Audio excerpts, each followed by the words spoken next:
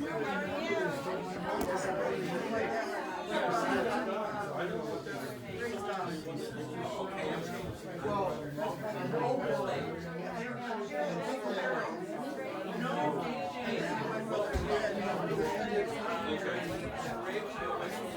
good turnout.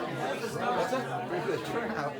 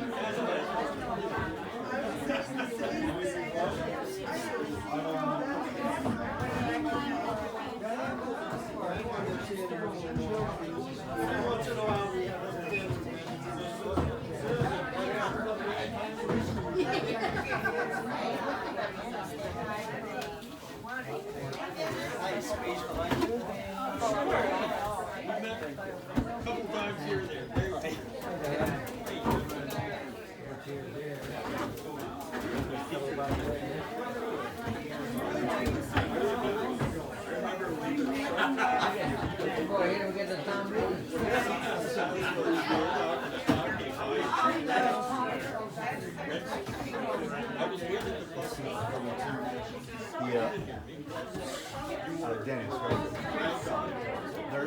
There's a camera back here too. Oh. Yeah, that's good. The TV's already in the way. Yeah, that should be fine.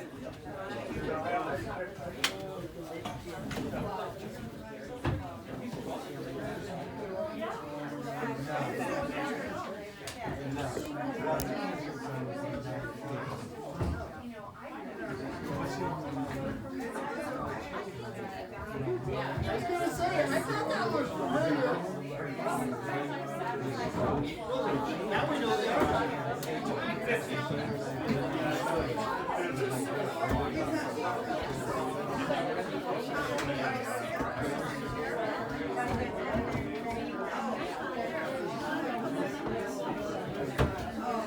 Hey, you remember that? Well, I was looking at the one up at the store.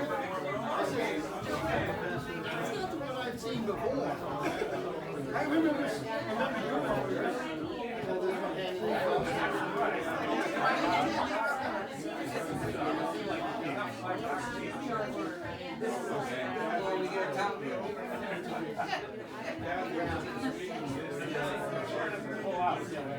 photos.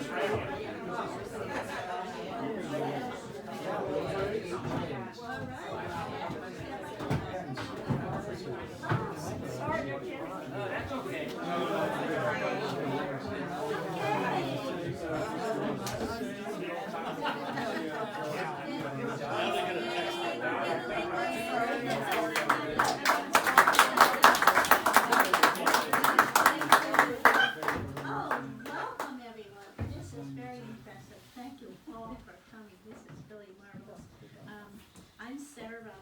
I'm the current president of the Leverett Historical Society, but we have Edie Field here.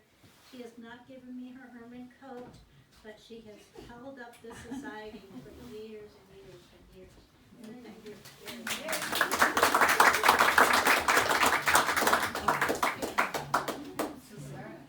Thanks also for Abel, who's in the back. He's going to videotape this performance tonight and have it for us. And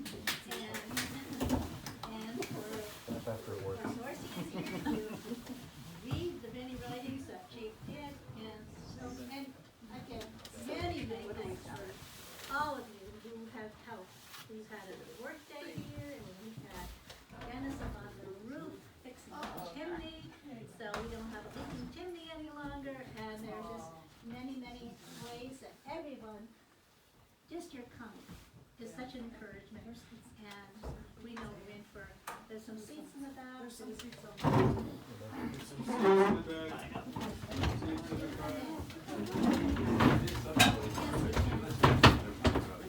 You can squeeze in there. Dog's not bad. It's the other seat over there.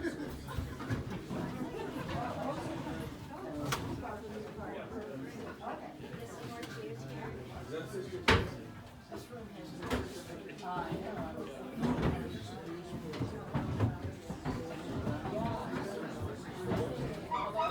It's a historical society.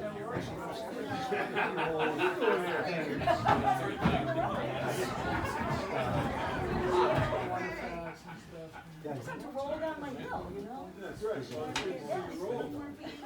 All right, good.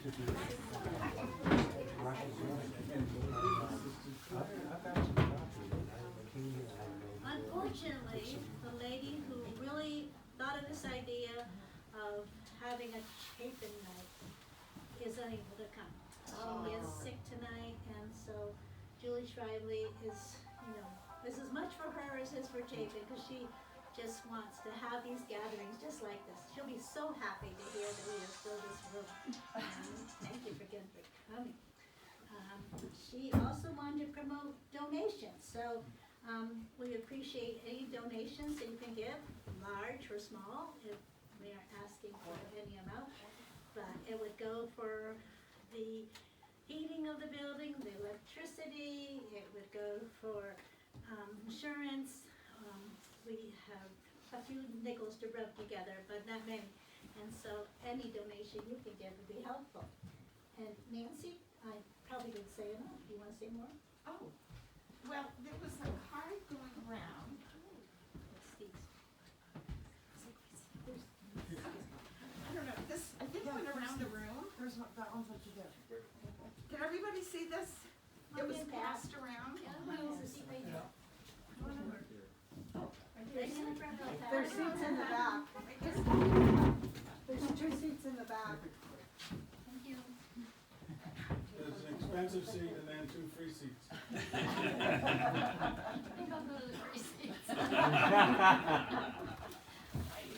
Okay, hi, Nancy Emond, and we still live down right next to where Chapin's store was, which is now a pavilion. But I did this little painting a long time ago of Chapin, and we donated 20 cards to Sarah, well, to the society, I know they're not. and giving we're me money. hoping to sell them for $5 each. So if you want a nice little painting, it's on photo paper of Chapin store, you can see Sarah and give her some Put money. your donations in there, $5 or more, just fine. You can buy But them for if they run out, I think we could take orders. Could we take orders? And also, there's the book of 10 to 1 of the interviews of scholars who went to this one-room schoolhouse and other one-room schoolhouses in Leverett, because there were candy for the consolidated school in 1950. So we have this book of their interviews, and you know, we took 15 interviews, or did 15 interviews, about an hour or more each, and unfortunately, half of those people have already passed away. So we're thankful that we got what we got when we got it. So those books are available. They're $25 each, and the full $25 goes to the Leverett Historical Society, but make any checks out to the commission, Leverett Historical Commission, because they're the ones who did the grant, and then they will pass the money on to the society. I was wondering, if you would raise your hands, if you're not too shy, if you went to school here, if any of the, my sister Marcia, Charlotte Abbott, any of the relatives of people who went to school here? All right. Father, Dick Stratford, Barry's dad, and your mom, yes, and Claire. Yeah, so maybe someday along the line we can have a reunion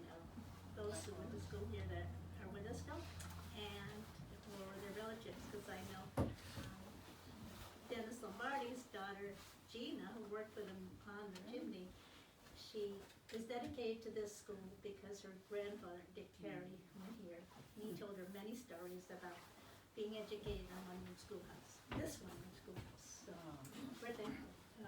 Lot of ties. It's great. Outside was the seal test sign that came off the Chapin store.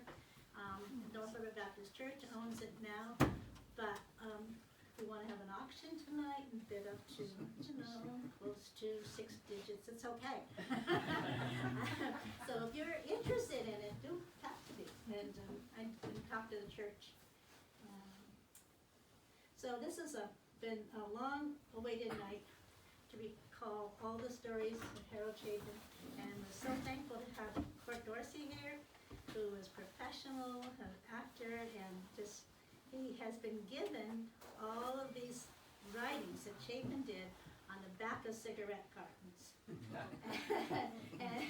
and they're amazing to look at, and I think he'll share more about it. So I'm going to turn it all over to you, Court, and you can explain how you got them and read some of his fabulous writings. And later on, I hope we'll get time to share your stories. And thanks to Charlotte Abbott, who brought us goodies, and we can enjoy those after that.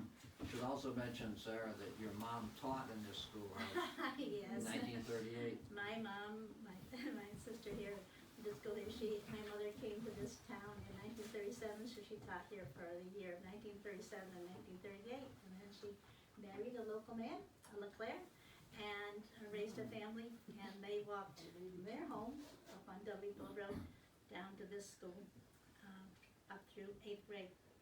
Although I think my sister was in 7th grade, and she went to the consolidated school for their 8th grade class, because consolidated school used to go 1 through 8, when it first started in 1950. Right, Dave? I wanted to say something before court started. Okay, and then Charlotte Abbott graduated. You were the last graduating class from here, weren't you? 8th grade class that you graduated in 1950? Graduated From from here. here, yeah. And then you went on to New Salem, the high school. Yeah.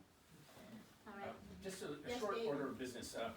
Tom Stratford told me today, in fact, that Vern Aiken, who was a raconteur without peer, has recorded a number of his stories on tape that are now into possession of Philip Grant, the former pastor here.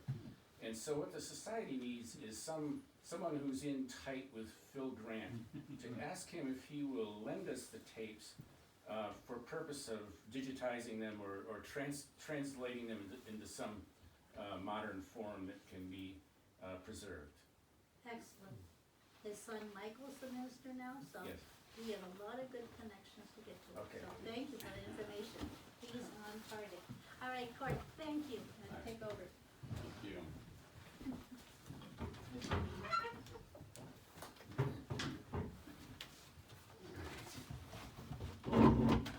So this is my first time in this little schoolhouse. Wonderful event for me to be here. And it's good to see all of you here and to know that everyone here probably was as big a fan, if not more, of Doc Chapin as I was. So,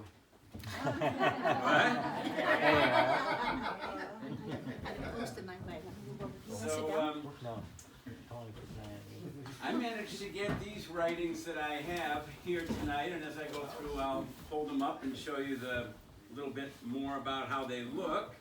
Matter of fact, I might do that right now. He wrote them on the back of cigarette cartons. Some of the longer ones went on the bigger ends. Some of the shorter ones went on the smaller ends. I used to go down. I was living up at the little red gas station up on the right-hand side of the road as you're coming up here, just up the hill from the store. It's still there, the little red building across from what was Pat DeCou's house at the time, now Pat LaMountain. I was part of a band with them, Bright Morning Star, and we parked our school bus there. Some of you may remember it. Got us in a little bit of trouble, poor Pat, for a little while. And I used to go down in the evenings after closing time and visit with Chape. And after a while, he took to reading me some of his poems, and then I'd go down there a little bit more, and I'd try to cajole him into pulling out more. And he'd bring out boxes of these cartons. And when he passed, I went down there, and his brother was there. I can't believe if it was Ray or Don. Donnie. Don? Don. Went down? It was Dad Don? was up on Hemingway. Yeah. Yeah. And I said, you know, he did all these writings. I'd like to see if we could find them. I don't want them to get lost. And he said, okay. We looked around, and we found a box full. And I understand that there are a number of others, a lot of more kicking around. Yeah, You know? like a actual book of poems. Really? Yeah, and it's all on scrap paper, the same any paper that he could find. And do you want to introduce yourself, just so people know who you are? I'm Janet Chapin, now Peters, and Harold was my uncle. Yeah. And my brother Ed's here. And So anyway, we've managed to find some, and I hung on to them for a embarrassingly long time, and then I turned them over to Dan Bennett, who was then part of this Historical Society, and he turned them over to Julie, who has now resurrected them and invited me to read some of them. So that's the story of how they got here. So there's basically two kinds of writing that Chape did. He did poems, and he was a real fan of rhyme, and also a rather cryptic system of values, he called them, which I don't understand. But you'll notice at the end of the lines, there's a number. This one's 36, 36, 36, 36, 36, 36. So this is a remarkably even one. It isn't syllables. I haven't bothered to try to add up the alphabetical letters, but if 26 letters, that ain't gonna account for that. So if someone has a clue, do you know? he's marked them all, and I don't have No. any idea. So I challenge anyone who wants to make some kind of a study, a classical study here, to go through and see if you can crack the value system. Let me ask you, what year did you meet him? I was, I was living there about 1982, 83, 84, and so it was about 83 and 84 that I was going down and having him read these to me. So I'll just start here. I picked out a bunch, and I'll do some, and if you get tired, just yawn visibly, and I'll stop. Otherwise, I'll check in with you occasionally, and we'll see how we're doing. Okay, so here's the first one that I've, and you know, this isn't an exhaustive picking out, but that you would leave more than the stink, like something happily in the pink, or for posterity, a treasure in ink. Wouldn't it be fun to really think? So here's the posterity in ink. Oh, when I did write a muse poem, it came from the top of my dome. And because it so nicely rhymes, I did write it down, all the lines. Quietly contemplating the incoming tide, in Kemet, we occupied hammock, motionless. When queries towed, why so rudderless? Sigh I, nothing am I likely to get, so why in the hell should I so sweat? Let's sit in the shade, side by side, peacefully enjoying an incoming tide. He wrote a lot about Kemet. I take it that he spent some time there. I believe he was a paymaster in the army, wasn't he? He was in Hawaii. He was In Hawaii. Schofield Barracks. World War II time? Yes. Oh, yeah. Yeah. What years was he in the army? Do you know? he was the first one. I have it written Donnie down went somewhere. in- It was 46 44. to 49. Just after the war. He was a paymaster, he told me. Makes sense, doesn't it? He did. The Army store? He did a lot of accounting, and there's a lot of pictures of him in the classroom with everybody doing the pace. When the birds to the south take flight, then fall and all your glory is in sight, and the leaves on the ground do alight. Double meaning to light there.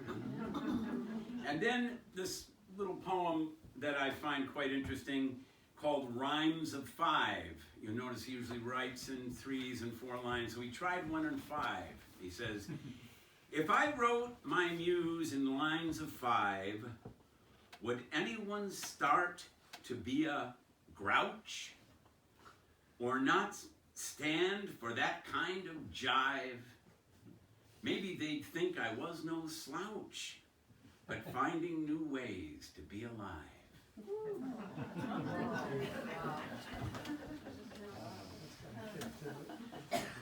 So this next section is a section of, I guess, what you would have to call love poems, but Chick style. And there's a little essay here which I find quite interesting, and very few essays in my box of writings, but here's one that kind of I thought I'd use as an introduction to his series of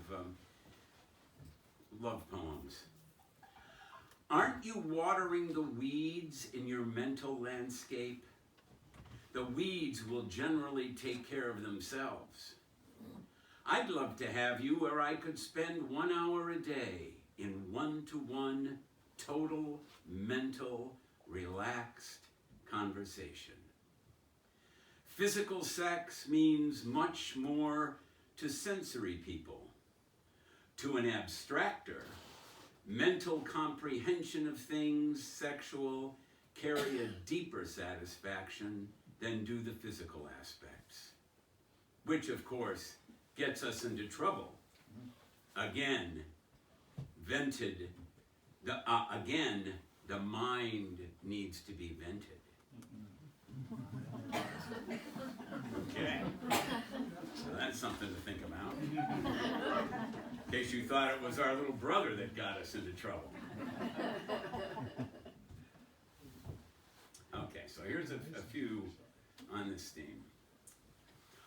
While us talkers just stand there defeated, the grubbers keep the women on the defensive. So when us talkers do go on the offensive, the women become suspicious and have retreated.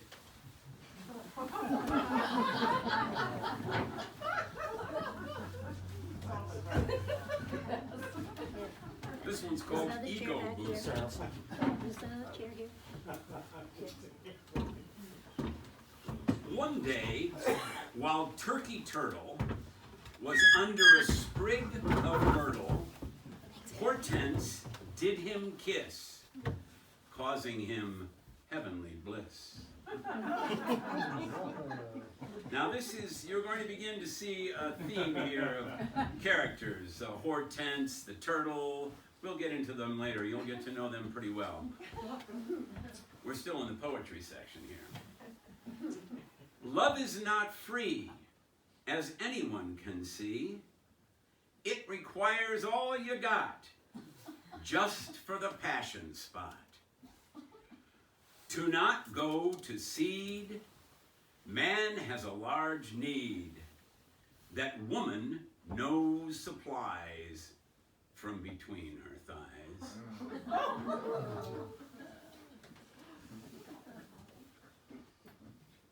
Love and sex, two different things.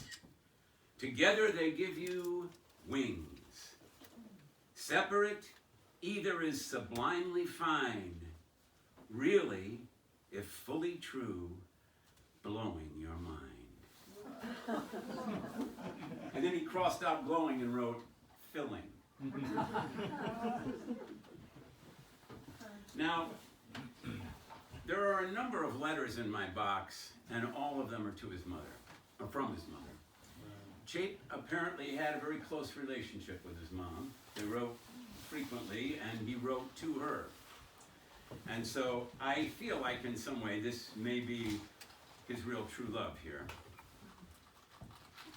Oh, mother mine, who is so wonderful, a very truly dear, of life you have seen very much through many a year.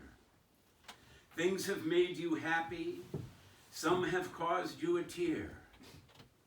You have had to make the dollar cover many tough miles and deal with a rough world, watching out for its wiles. Taking care of others and your 4 kids with your smiles. Always you were there waiting with a kind helping hand, struggling, planning, sweating to help your little band. We raise a rousing salute to you, the best in the land.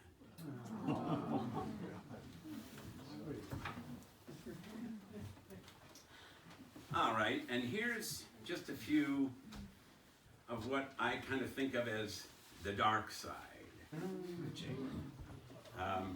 Don't worry, it's not too bad. We're not talking Ozzy Osbourne here or anything. In cozy cave, eating oatmeal from a bowl, a good day for a quiet hike, opines owl. But, I moan, I might step on a broken twig, or of a wrong liquid, take too big a swig.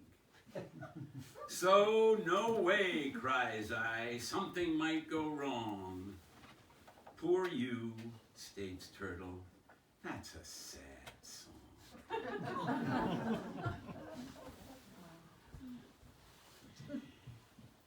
Some things never get old, this next one. As long as French King Bridge is there, I suppose this life I can bear. If things get too much of a grump, from there, I can always jump.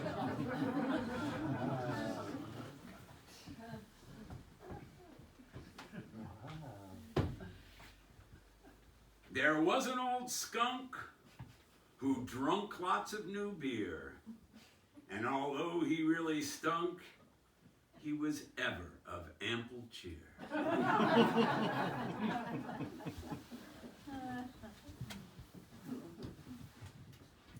So this one's called No Critic's Pad.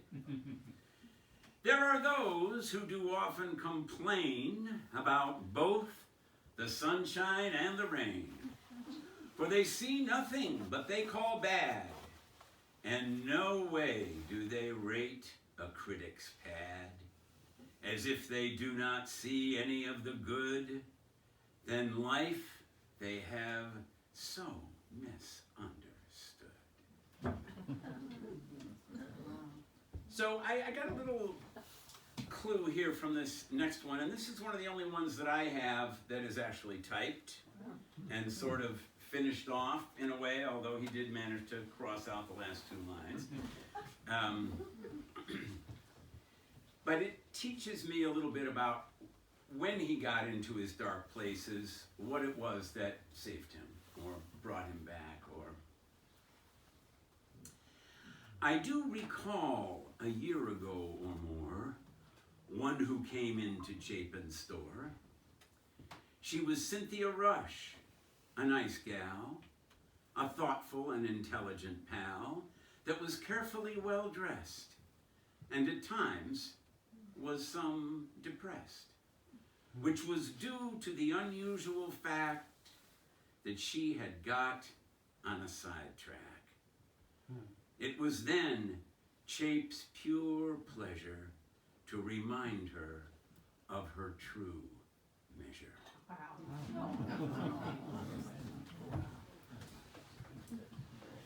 And then the last one in this little collection of The Dark Side. When she sat down on the dryer, she turned the dial up higher.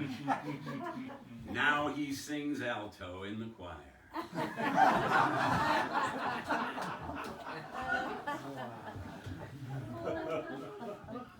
All right.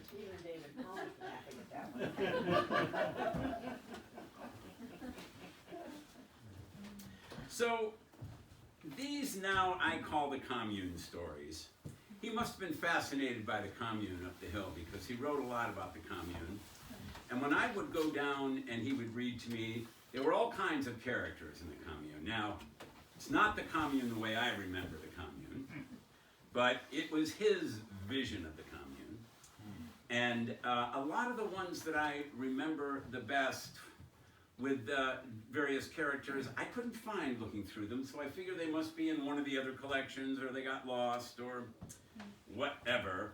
But there's still a lot of them, and they all kind of look the same. They're about the same length. He filled up one whole carton side, which you will notice does not happen with the poem. So. The first one I'm going to include, not because it's the best one, but because it introduces the commune, so that you know I'm not making this up. As we come around the front of the commune, we see Chicken Hawk on top of the sign, holding a big net and looking toward it with a big grin on its face. We toss a hornet's nest into the net, and Chicken Hawk drops it quickly and mutters, "How did you clowns get here?" Chuckling, we tell Chicken Hawk that if we told you that, then you would know as much as we did. Grump, Chicken Hawk. If all that knowledge fell into a thimble, you would need Sherlock Holmes and Dr. Watson both to find it. Chicken Hawk is a habitual grouch, asserts Merman. Let it go in one ear and out the other, chimes in Flamingo. Okay, so Merman, Flamingo, Chicken Hawk, we're about to get to know them all very well. As Antelope is nosing around in Fast Fred's, and Fast Fred's, what? Fast Fred's is a big location in these commune stories. As Antelope is nosing around in Fast Fred's, he steps on Fred's foot. "Yow!" hollers Fred. "Watch where you're stepping, turkey, or I'll shorten you up a couple of inches." "I'd like to be a little shorter," smart-mouthed Antelope, "but do believe the operation would be a little painful." "Not if I took it off the top," yawns Fred, "as that is all numb up there anyway."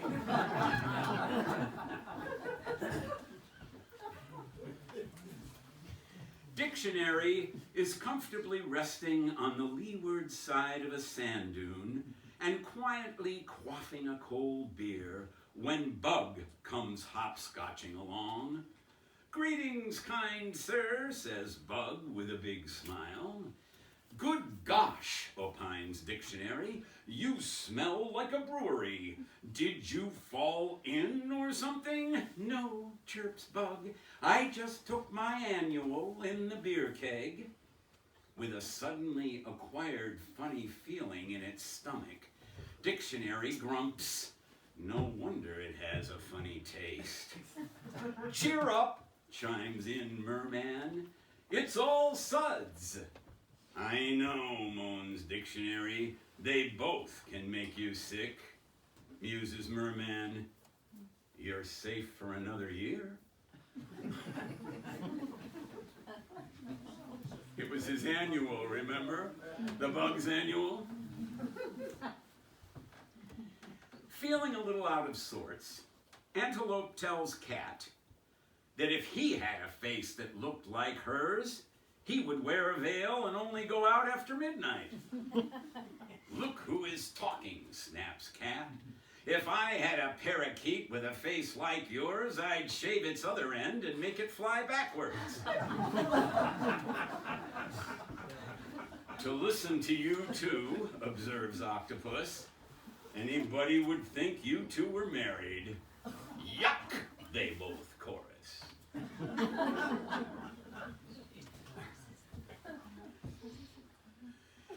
Seeing Dictionary on the beach, Shark asked if Kemet was either heaven or hell. Why do you ask? Queries Dictionary. Well, says Shark, I was over by the Azores when I met this woman in a rowboat who wanted one or the other. Did she give you any reason? Questions Dictionary. Yes, allows Shark. She hates moderation and wanted to go where they did things all the way.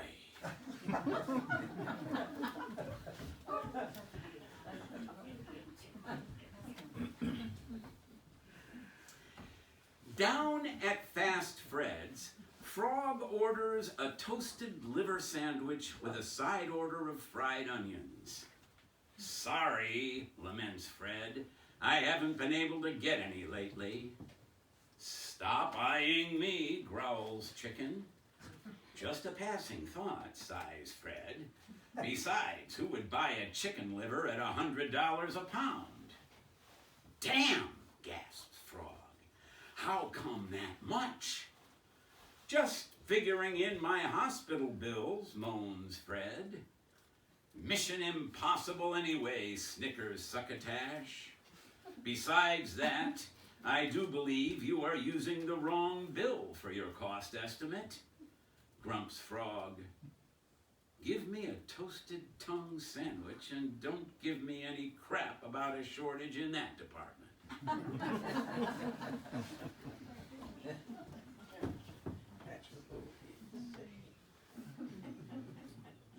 This one's a little morality tale here.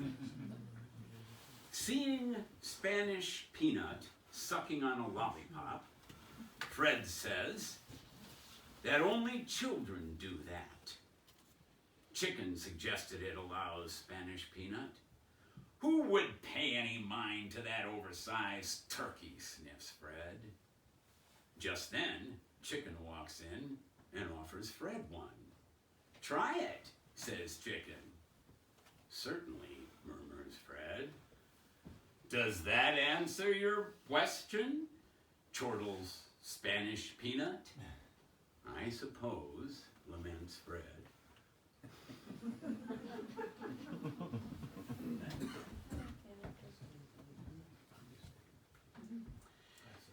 Down at Fast Fred's, Chicken declares, anything that isn't right, I will personally shove down your throat.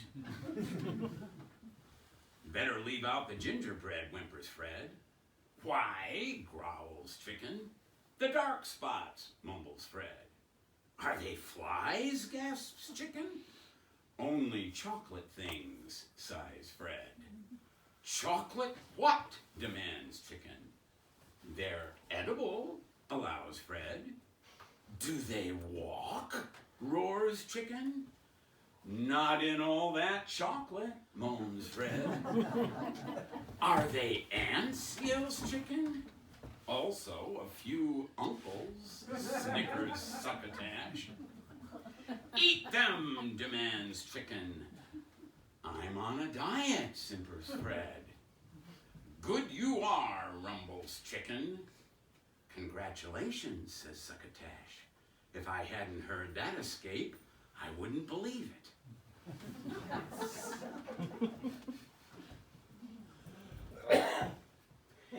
As Pelican comes into the living room, she sees Turtle giving Hortense a heart-shaped box of candy.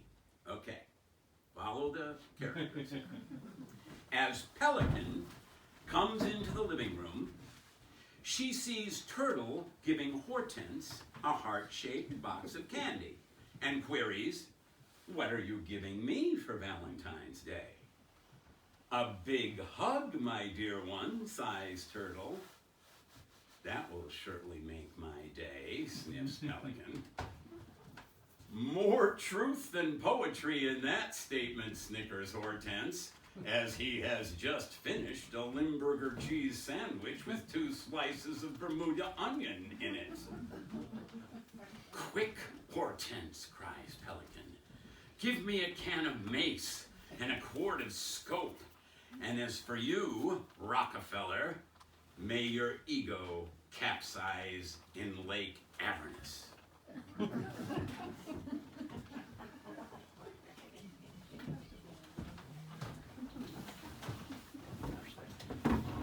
Seeing Tomato coming up the porch step, Octopus says, "You look awful, Rotten Tomato. What happened?" "Down at Devil's Plaza, I see this leatherhead hanging down," groans Tomato, "so I punched it a good one." "Was it a punching bag?" queries Octopus. "I didn't have a chance to ask its name," sputters Tomato,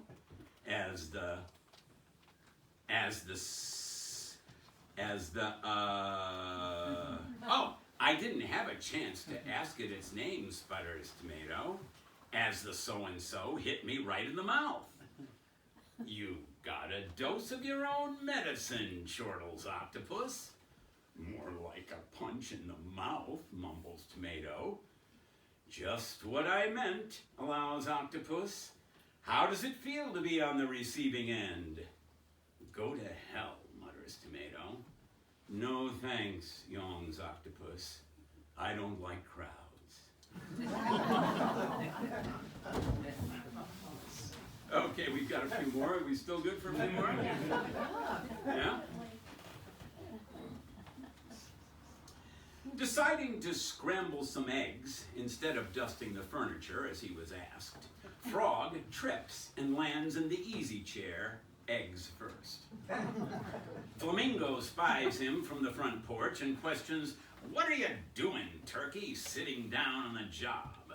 Frog simpers, "Just trying to scramble some eggs." "You sit on them in order to hatch them," opines Turtle. "Do it gently," suggests Pelican. "He's too heavy-sized, Merman." "Total failure," declares Mermaid. "Remove the shucks first," grounches Antelope. "Need any help breaking them?" asks Tomato. "Hopefully use the stove instead of the chair," proclaims Octopus. "Only a simple-minded turkey would use a chair," states Cat. Putting his hand on his heart, Frog swears, "From now on, I will do exactly what I am told to." "Sure, sure," chimes Flamingo, "and rain will become hot vegetable soup."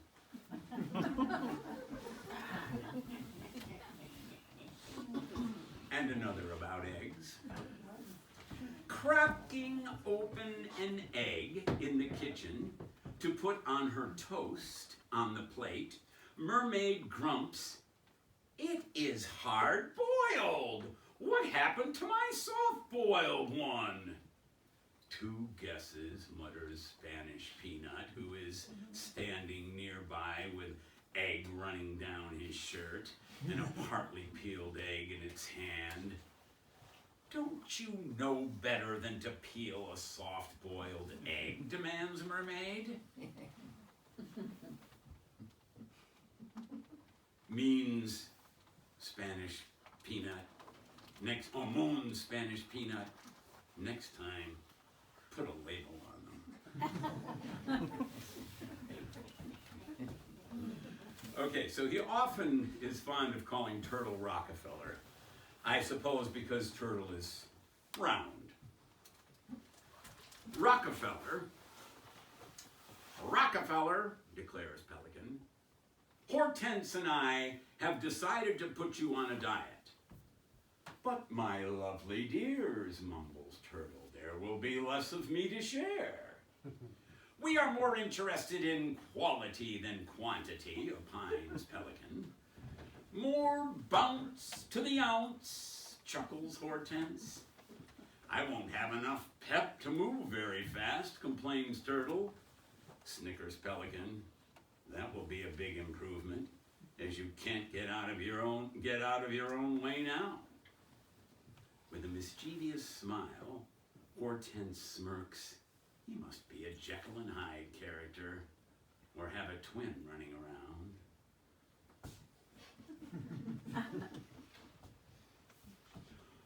Hortense, who is showing off an 8-inch high statue of a flying squirrel, brags, "I got this from a secret admirer." "Don't look at me," protests Turtle. "She said a secret admirer," growls Pelican, "which lets you out, as you're generally standing there with your eyeballs stuck out about a mile, your tongue dragging on the ground, and drooling so bad that even the Green Giant's bib would be inadequate." "That's mean," declares Hortense. "That would deflate a Pollyanna's ego." "Ah," smiles Turtle, "the storm has passed. Some beautiful sunshine." And the last of the little commune stories. Having just missed the frying pan as he was cracking a fresh egg into it, Turtle declares he feels like a foolish fart. As she watches the egg dribbling down the side of the stove, Pelican opines, "At least you ain't blaming something else, which shows you are a perceptive and intelligent, warm, mental sunshine. Now I feel well done," sighs Turtle. "You have made my day."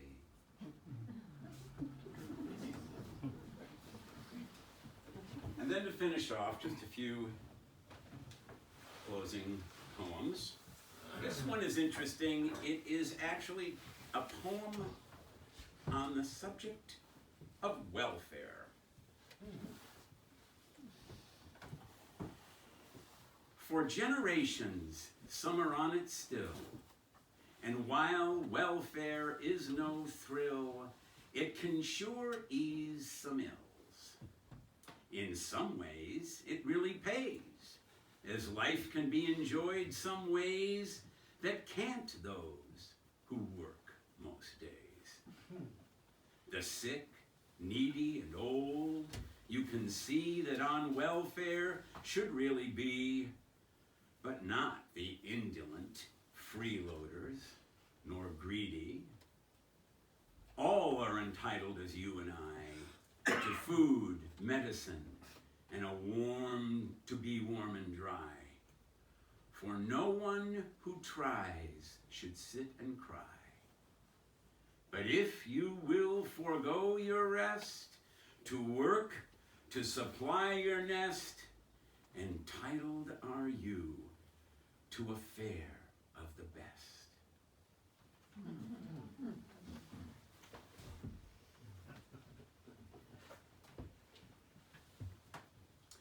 She had to wince when kissed by the prince.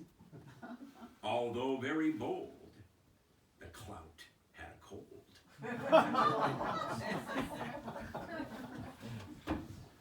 Sweet Nellie. When I asked for an hour, she said, I would go sour. When I replied, not in the bower, she said, take a cold shower. When I promised to be gentle, she said, I was a case, mental.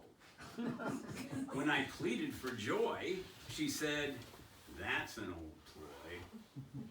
When I threatened to go wild, she said, I was really a child. When I began to cry, said she, Turkey, goodbye.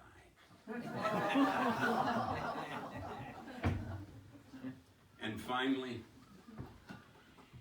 as you paddle life's river of bile, you will get now and then a big smile, till someone acts like a mean child. Even you, so foolish once in a while.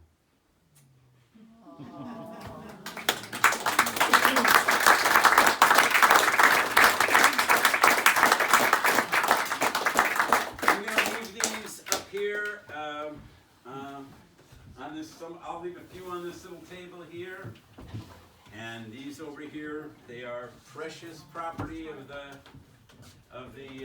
Leverett Historical Society, so don't let them run away with you, but please feel free to look them over. And thank you very much. Thank you. Thank you, Kate. Oh, one more. Okay, one more.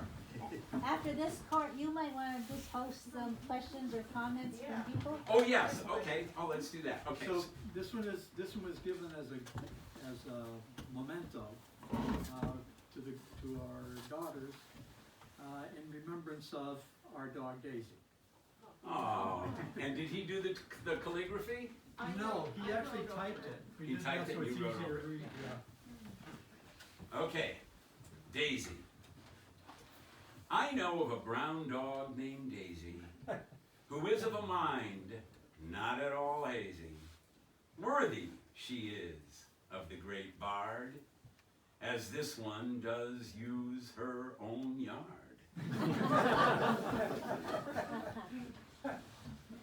Loves a chasing frisbee and sticks, does rarely miss even with tricks, likes to protect old Chape store with barks, oft 3, maybe more.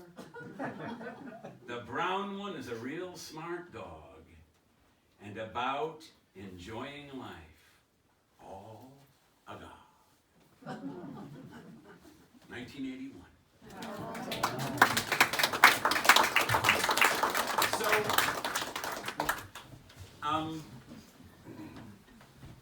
good night, my dears. They're off to India tomorrow. They just couldn't miss tonight. They wanted to hear the big fans of Chapes, so I knew they would want to come, and in fact, in spite of the fact that they're traveling halfway around the world, they're here. So, I would think at this point, any comments or questions or actually stories or remembrances would be nice if folks feel like they'd like to share a snapshot of the mind or two, or say anything you want about the poems or whatever. Yes? I just want to ask about why you put those together as commune poems. Was that your conception, or did you get some from talking to Chape? You thought those When I would go down and see him, he talked about the commune, and it was his commune, but of course it was influenced, I know, by the Montague Farm, of course. Had to be that folks would be coming down to his store all the time, you know. And he talked. He said, "Well, I've got a few stories about the commune, and then I'd say, "Oh, really?" And I was getting all ready for stories about the commune. But it was all about Hortense and the 110-pound canary, and so that's, I looked around through the box that I had to see if I could find more of them that mentioned the commune specifically. There were more, but I couldn't find them in this box. Whether they've gotten lost or whether there's somewhere else, I'm not sure. Yeah. How did you know those numbers were a value code of some kind? It does say on one of the poems, value 36, value 27, value. So there was one in there that was a clue that it was values, but what they are values of, I have absolutely no idea. And then they're added up at the end so that the total value of each poem is added up. So they're like 247 or 253, but what they are, I don't know. Yeah. When you were down there, did he play any of his Hawaiian, records? No, I never heard the Hawaiian records. Did you hear Hawaiian records? Oh yeah. I mean, you go in there and say, "Hey, Chape, I was here and you were closed, but your car was here, so we thought you were here, and there was Hawaiian music coming in." He'd say, "Oh, I was in the Army. I like that music," but he would listen to it on a very funky, record player. I don't know what. But you never heard him play? No, I never heard them. No, I thought it was a tape machine or something. He used to. There are a lot of tapes in this box.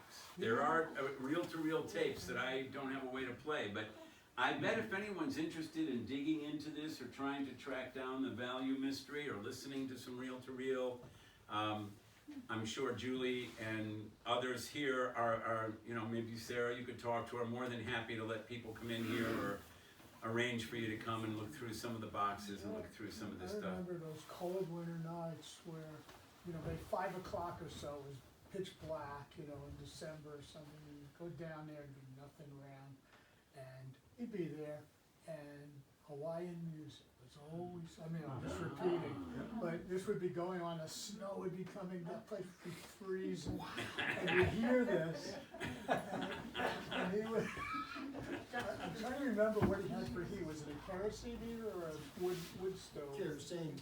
Kerosene. That was over in the corner by his room. Yeah. That's where he used to sit on the boxes. Oh, right, yeah, and he would sit there, listen to this music, and, you know, the heat didn't really get out through everywhere. I think that's why he sat there. And he'd say, howdy doody, don't you know? What was his, when you left, he had a little expression, it was really short. Take it easy. Yeah, take it easy. Take it easy. Enjoy the weather. Enjoy the weather. Enjoy the weather. Yeah, it'd be 10 below. When we moved Yeah. here, oh, let's go, sorry. Go ahead, no, go ahead. We moved here in '77, and we were looking at really, it was a broken down house right next to Chapin's store.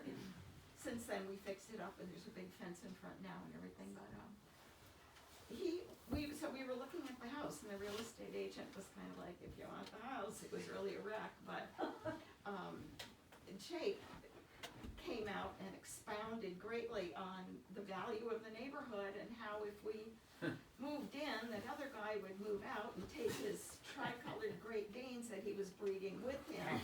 They all used to poop in the churchyard and he would have to pick it up, so he was, one of the reasons we moved to Leverett was because of Chapin. And we thought, man, if we could live next door to a character like that, we would be happy forever. And Katie Aiken waving from the porch. as you were doing that. Your house was another one I used to stumble down to on some of those nights. So we were happy to be right next door to him, and some other stories, we had, Lisa was in 4th grade then when we moved into town, and, we had then subsequently 2 little girls, and because our folks are far away, Chap would be like the first person to ever see these babies, and we would bring them in and he would say, I wonder if they're gonna be right-brained or left-brained. Probably heard, because he had, all of us were either right-brained or left-brained. And then as they grew up, he's the one who taught them how to make change. And they would bring their dollar over and get a bunch of penny candy, and he would make them count everything. He kept their drawings. He kept all their drawings. He still has the He's drawings. kept them Oh all, my gosh, yeah. it's so cute. Yeah. He treated them all equal, like we were all the same, whether you're an adult or a child. Yeah. You know, he would treat everybody the same. Yeah, he really, Yeah, but he loved them. yeah, he really did. And we used to bring him like dinners occasionally and things like that. So we were really good pals. When we were really poor, we almost lost the house a couple of times. And he knew that. He'd come over at the end of the day when the expiration date of the milk was that day. He'd walk over next door. Oh! And he'd come into the house and he'd have a couple of half gallons of milk for us. And bread, yep. The one story that I think really, I'll always remember this. There wasn't a fence in front of the house, and I used to just sit on the front porch with my feet kind of almost dangling in the road there. And I was pregnant with my youngest, and I have my 2-year-old there, and I was talking to him, and it was a Friday, so he'd be on his way to Stop and Shop to buy his groceries. And this one day, he said goodbye, got in his car and left, and about half an hour later, my phone rang, and it was Chap. He found a phone booth somewhere, put the money in it, called me. I don't know how he got my number even, probably the phone book maybe. And he said, I just want you to be aware that there's a guy coming up the road there and he doesn't look too like someone that you'd want to talk with, so be careful. He's probably almost there. So, and sure enough, this guy comes hitching up the road, but he was giving me a little warning. You know, he had a real passion for May Sarton, was his favorite writer. And I thought that was, always thought that was amazing, not only that it was May Sarton, but that it was a woman. That, and because then, you know, that was, for a man to have a favorite author as a woman was unusual. Do you have any idea how he came up with Hortense and the turtle? Like, was he smoking or? I have no idea. I never smoked anything with him, I can tell you. Yeah. So I just wanted to tell a story about living three houses up from Chapin, and we would often go down there and get stuff. And I remember, you know, you'd wanna, you didn't have anything for dessert, so you'd go down and get some ice cream. And you know, you remember that freezer that was broken, you know, all the lining was broken, so we had newspapers, and then he had all kinds of different flavors of, you know, half gallons in there. So you'd say, well, Chap, you got any chocolate chip? And he'd go, third row over, second one down. So you'd be holding up, you know, the lid, and you'd be moving the newspapers and trying to, you know, get to the flavor you want. And then another time, I was living for a while as a single mom with Connie Kruger, and we looked at our kids. And she moved up to 94 North Leverett, and she sent Sarah down because there was a bake sale at school, and she was working, and she got home late, and we had to have it for the morning. So go get some brownie mix down there, you know, because maybe he has some. So Sarah, you know, was like, I don't know, 10, 9, something like that. She goes down there, and Chapin, you got any cookie mix or any brownie? He's looking through all of his Stop and Shop stuff, and you know, he's pulling through it, and he comes up with this mix and gives it to them, and of course it was expired 2 years ago.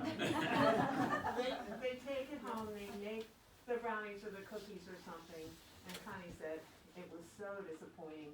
You know, we had to do it. We took it to the school, but it tasted like cardboard.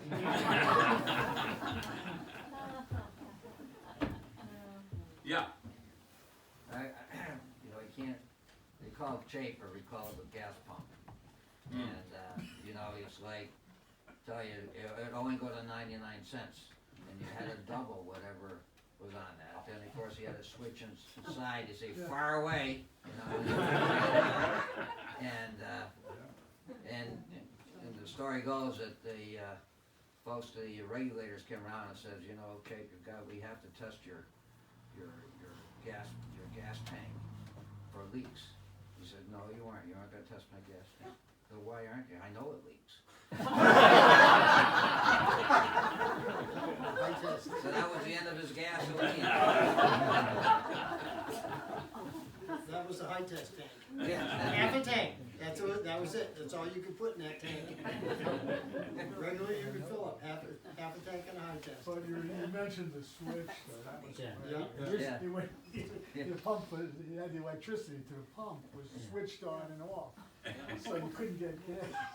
There's the cooler in the back. I can remember back far back. So years ago, I, in the summertime, it was a hot August. Ice box back there, yeah. Yep.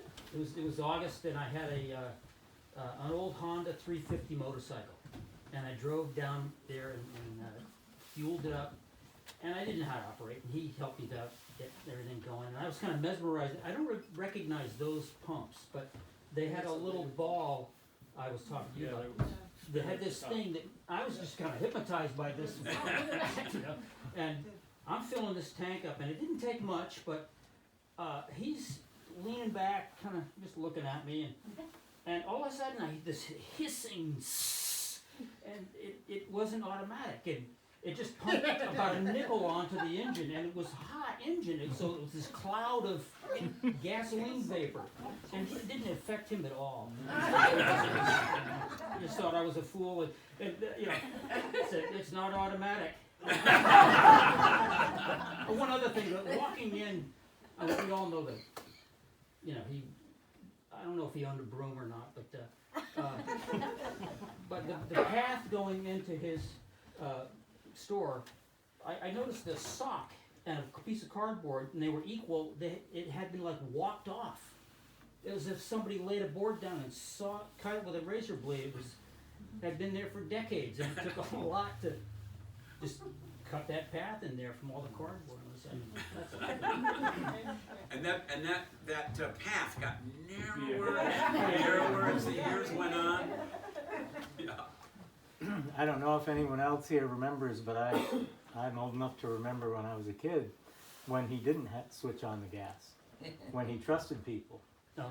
But then a bad apple came along and stole some gas from him one day, and that was the end of it. He had to go and start using those switches. So you had to wait for him, which sometimes was a while, because later in life he didn't move all that quickly. And you'd drive up, and you'd stand there, and sometimes it might be 3 or 4 minutes before he came, and Ed, you'll have to remind me, he had special names for regular and high tests. What were they? They were really cute. Ethel? No. No, it was something like comparing it to food or something. I can't remember what it was, but you can't remember either. Saying what flavor? That was. What flavor? That's it. What flavor? Yeah, that's what it was. I knew there was something special he would say, and then you'd tell him which one. Because he used to turn those, well, to support my teaching, I always had another job or two, and I was driving charter buses for a company out of the North Shore of Boston. And so I'd have to leave the house at 3 o'clock in the morning to go get my bus, pick up my people, take them to Montreal or something. But I very seldom had enough gas in my car to make it. So he'd be up all night, and that's when he did his writings and played his music. And I'd just go over and knock on the door, and he'd open the door and let me fill my tank up and wouldn't charge me. Wow. And then he'd pay me someday, you know. Wow. He was a good heart. Yeah. He used to go out in the yard, out in the road, and he knew every branch of those trees. And if one broke, he'd know it. And he'd mourn for it. He just loved nature. And he would just stand outside and just look up at the trees. That catalpa was his absolute favorite. And he'd just stand out there and look, and he'd feel bad if a branch fell in a storm. Yeah. I was down there with John Anderson, it's like maybe 1970 or something, some summer. And this kid pulls up on a motorcycle with a kid on the back. He wanted some gas, and then it was decided that he needed some oil. And so Chapin got the oil, and it was when you had the metal cans with the spigot went in the can, and you put the oil in, and then it's sort of, what do you do with the can? And Chapin says here, and he takes the spout that he pushed in the top of the can, and he goes whoosh, over his head, and the can flies about 20 feet, you know, past the building, and because that was a big ravine right there, right by the bridge. And so I see that, and I'm like, wow, this is unbelievable. And because then it dawned on me that I'd never seen an empty can of oil anywhere, and he sold oil. So then the kid on the back said that he wanted to ride the motorcycle, and so he gets on it, and he lets out the clutch or whatever, does something wrong, and the motorcycle goes around the pumps, but down, and you know, behind the building. And I go down there with John because we're trying to figure out how to get the motorcycle out of there. And I realized that I got no purchase in the world because I'm standing in 5 feet deep of oil can. And it's oil cans and leaves and oil cans and leaves and oil cans and leaves. And I looked at Chapin like, you gotta be kidding me, you know? But meanwhile, no. That's the way he ran the business. That's it. And when you walk down the little, I mean, people call it an aisle, but he had a porch. You know, there was like a porch there before he got to the store. And the porch was for storage, primarily cardboard and newspapers and shit. And one day, I mean, I was sort of used to it because you smelled a little kerosene. And if you wanted kerosene for your kerosene lamps, it was really close. You could go right down there and buy, you know, like a quart, a gallon of kerosene, and he had a 55-gallon drum down there, you know. And it was just to the right of the aisle that went into the store. And I remember going in there one day to get kerosene, and I walked in the door, and the smell was overwhelming, like there was a leak or a spill or something. And so I go in the next door, which was closed. Maybe he was going to get the smell out.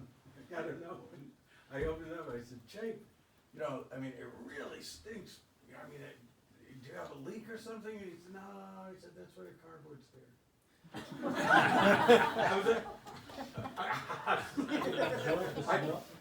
To absorb it? To absorb the cardboard. And I was like, I guess so.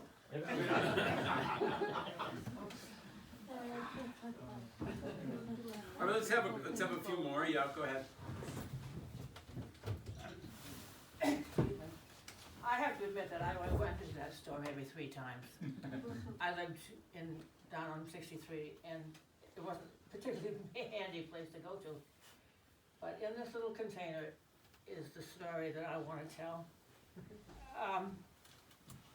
In this container, you can't hear it rattle. There's too many things in there to rattle. But these objects stayed on the floor in the store for years. Maybe some only stayed for a couple of days. Some of them stayed for years. When my husband offered to help pick up the stuff and do things, he found coins emerged in the dirt on the floor. Half of them were covered with dirt, maybe all of them were covered with dirt. He never told me. But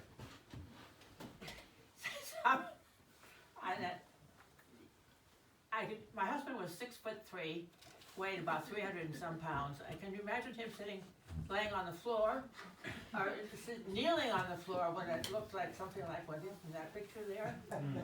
Back and forth, digging up coins, putting them in his pocket. And if it half filled a shoebox, what he got. And these are dimes, mostly dimes and pennies. But there were a few larger coins. But I don't know how many did anybody ever see tape just drop the coin rather than give it to somebody?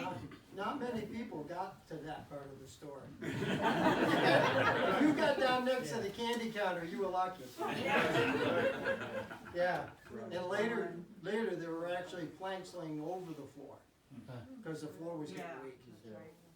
Where he walked behind the counter. Yeah. So some of them would probably been under them planks. Well, my husband got a big kick out of that anyway, so. Yeah, he must have been a Yankee or something.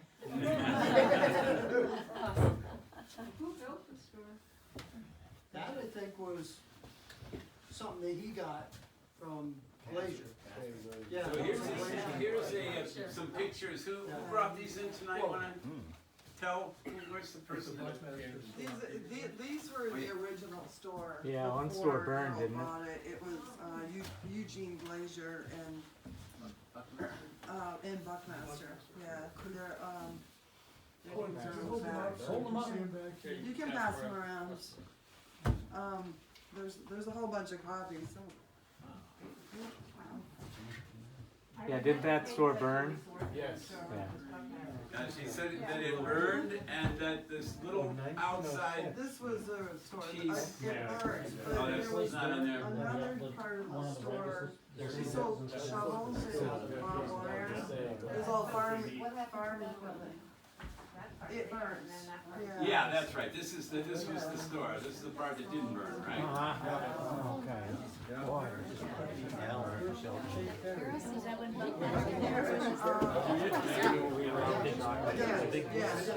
Yeah, right here, yeah. All right, everyone, well, thank you very much for a wonderful evening. Don't forget to make a little donation for the historical commission that tries to keep this place clean. And enjoy some refreshments, they're here, and take Up all those cans. if you want to on the